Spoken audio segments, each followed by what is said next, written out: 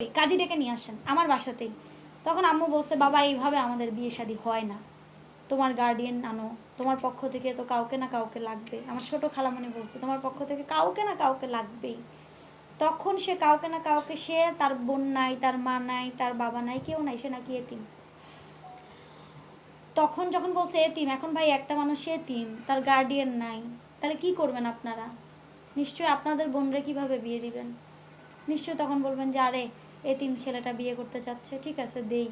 যেন বাংলো বাড়িতে, আপার আপার বাংলো বাড়িতে শুটিংয়ে।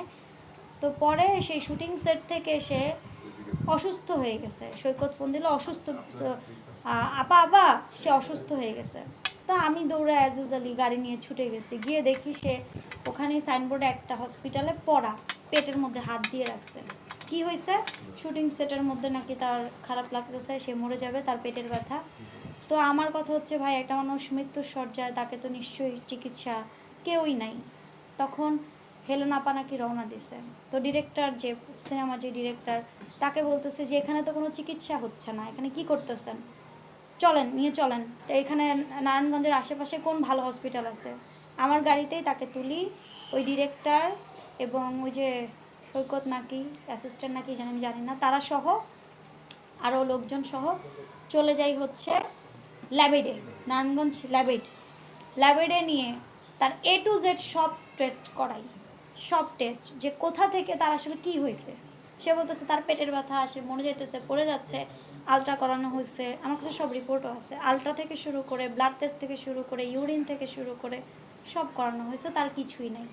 তো ইনস্ট্যান্ট ডক্টর বললো যে তার রেস্ট দরকার, সেটা আমার 10 ডেজ ধরে শুটিংয়ে আছে, 10 ডেজ অর 8 ডেজ তার রেস্ট দরকার। ডিহাইড্রেশন হতে পারে, কিন্তু তার বডিতে তেমন কোনো কিছু নাই, তাকে রেস্ট দিতে হবে। তো দ্যাট দ্য মোমেন্ট আমি হেলেন আপা চলে আসছে ল্যাবের হসপিটালে, বিলও আমার দেয়া, ওই হসপিটালের বিলগুলোও আমি পরিশোধ করেছি আলহামদুলিল্লাহ। আল্লাহ আমাকে সেই সামর্থ্য দিয়েছে, আমি করেছি। হাসপাতালের বিল দিয়েছে, এটা তো ভাগ্য, এটা কয়জনের হয়, এটা আল্লাহর রহমত। তো পরবর্তীতে হেলেন আপা আমাকে বলে কি যে বর্ষার বাসা তো ওর বাসার কাছে, মানে এই নারায়ণগঞ্জ থেকে কাছে আইলি, তখন আমি যাত্রাবাড়িতে থাকি। তো হেলেন আপা আমাকে বললো যে যাত্রাবাড়িতে যেহেতু, তুই এক কাজ কর, বর্ষা তোমার বাসায় কে কে আছে? তো আমি বললাম আমার বাসায় পরিবার, স্বামী ছাড়া পরিবার, আমি তো বিধবা, আমার মা আছে, আমার খালামণি আছে, আশেপাশে সব আত্মীয় স্বজন, আমার 2 ভাই, মেজোটা অনার্স 3rd ইয়ারে আর ছোটোটা ইন্টার 1st ইয়ারে, আমার 2 সন্তান আর কাজের লোক, ড্রাইভার, এই থাকে আমার বাসায়। পরে বললো তাহলে তোমার বাসায় নিয়ে যাও, তুমি টেক কেয়ারটা একটু করো, দেখো কি হয়। তখন একবারের জন্য আমি কালকে যে বিয়ের ডেট, এটা আমি বলিও নাই তাকে। পরে বাসায় নিয়ে আসলাম, এনে একটু পর পর প্রেশার মাপলাম, তাকে গ্লুকোজ খাওয়ালাম, তার সেবা যত্ন করলাম, আমার মা করলো। একটা পেশেন্ট, তাকে ঘাড়ে ধরে আমার ভাই নিচে থেকে উঠালো 3 তলায়, গাড়ি থেকে নামায়া। আমি কিন্তু বাসায় আসতে আমি বলি নাই, হেলেন আপা বলছে যে বাসায় নিয়ে যাও। তো আমার বাসায় যাওয়ার পরে সবাই মিলে তাকে টেক কেয়ার করলাম। সারা রাত এই বিছানাটা, এই নিচে আমি বসা, তার প্রেশার মাপতে থাকলাম, তার পালস মাপতে থাকলাম, যে তার সব কিছু ঠিক আছে কিনা। ওভার দ্য ফোন আমার এক বোন আছে, তাকে আপডেট দিতে থাকলাম ডাক্তার, যে এই অবস্থা। রিপোর্টের জন্য ওয়েট করলাম, পরের দিন যখন রিপোর্ট আসলো সে ওকে। তারপরে সে উঠলো সুস্থ, সে মোটামুটি সুস্থ। সে উঠলো, উঠে বলল যে বর্ষা, মা মা কই? মা মানে আমার মা। আর আমার খালাকে বলল ছোট মা, মা ছোট মা কই? মা ছোট মা চিৎকার করলো। তা আমি বললাম কি হয়েছে আমাকে বলেন। তখন আমি আপনি করে বলি, বলেন। পরে বলে ওনাদেরকে ডাকো। পরে আমি ডাকলাম। পরে বলে মা আমি তো খুব অসুস্থ, বর্ষা তো বিয়ের আয়োজন, সমস্ত কিছু ইভেন্টও চলে গেছিলো, আয়োজন নকশিপল্লিতে করা হয়েছিল, তাইলে এখন 17 তারিখ বিয়ের ডেট ছিল নকশিপল্লিতে, এবং নকশিপল্লিতে খবর নিলেও পাবেন ওই ডেটটা লক ছিল নকশিপল্লি।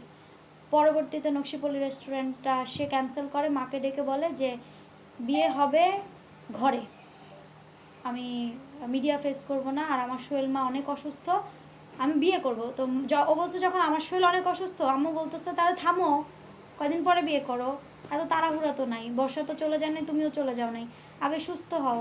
তখন আমি বললাম দেখেন আগে সুস্থ হন, তারপরে বিয়ে করেন। আগে আপনার সুস্থতা জরুরি। আগে ফার্স্ট প্রায়োরিটি হচ্ছে আপনার হেলথ। পরবর্তীতে তাকে মানে আম্মুও বললো আমিও বললাম, সে বলে না বর্ষা মেহেদি দিছে। আমি তো সে যেদিন অসুস্থ হয় তার আগের দিনই মেহেদি পড়ছি, কারণ মেহেদির কালার আসতে 48 ঘন্টা সময় লাগে। অর্গানিক মেহেদি 24 ঘন্টা 48 ঘন্টা লাগে। তো আমি মেহেদি পড়ছি, তখন বলতেছে বর্ষা মেহেদি পড়ছে, আমি হচ্ছে গিয়ে করি, কি বলে, আমি বিয়েটা এখানেই করি, কাজী ডেকে নিয়ে আসেন আমার বাসাতেই। তখন আম্মু বলছে বাবা এইভাবে আমাদের বিয়ে শাদী হয় না, তোমার গার্ডিয়ান আনো, তোমার পক্ষ থেকে তো কাউকে না কাউকে লাগবে। আমার ছোট খালামণি বলছে তোমার পক্ষ থেকে কাউকে না কাউকে লাগবেই। তখন সে কাউকে না কাউকে, সে তার বোন নাই, তার মা নাই, তার বাবা নাই, কেউ নাই, সে নাকি এতিম। তখন যখন বলছে এতিম, এখন ভাই একটা মানুষ এতিম, তার গার্ডিয়ান নাই, তাহলে কি করবেন আপনারা? নিশ্চয়ই আপনাদের বোনরা কিভাবে বিয়ে দিবেন? নিশ্চয়ই তখন বলবেন যে আরে এতিম ছেলেটা বিয়ে করতে চাচ্ছে, ঠিক আছে দেই। মেয়েটা দগ্ধ, অসহায়, অবশ্যই অসহায় আমি,